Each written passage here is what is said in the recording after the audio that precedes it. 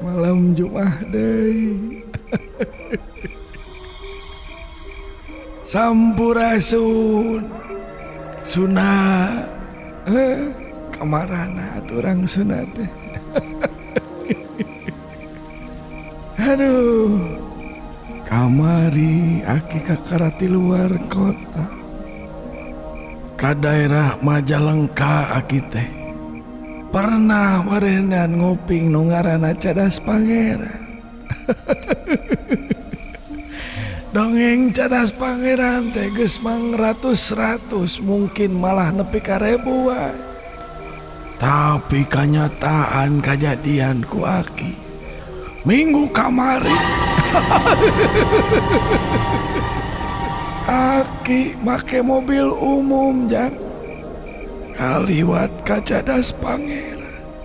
Karasa ku aki bahasa kakara ini aki geus karasakeun moal bener ieu teh perjalanan teh. Tapi da kudu kusabab aki kudu ka Majalengka. Ini di Bandung ngaliwatan ka Jatinangor. Terus aki teh ngaliwat ka Tanjung Sari. Bus anu ditumpakan ku aki teh eusinangan saukur opatan. Pedah init peuting. Ieu bus teh geus kolot. Geus kolot jang. Pas ngaliwatan Cadas Pangeran. Karasa ku aki ieu mobil teh jiga nu leuwih berat ngagasna. Tunuh nama. Tapi aki ngarasa dina mobil teh beuki loba panumpangna.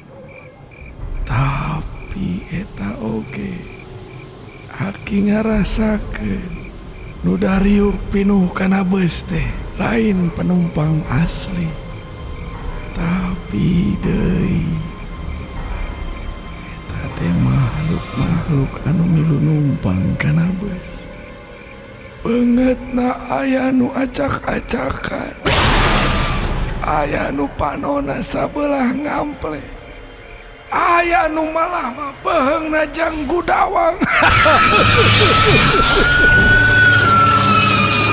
Malah aya ibu-ibu anu ngais orokna teh pejitna ngapurai. Aki ditanya maranehna, eta teh korban-korban anu pernah kecelakaan hayang katingali aya. Da geus kaliwat Cadas Pangeran mah beus teh balik deui ka asal. Eusinangan saukur limaan jang. Limaan.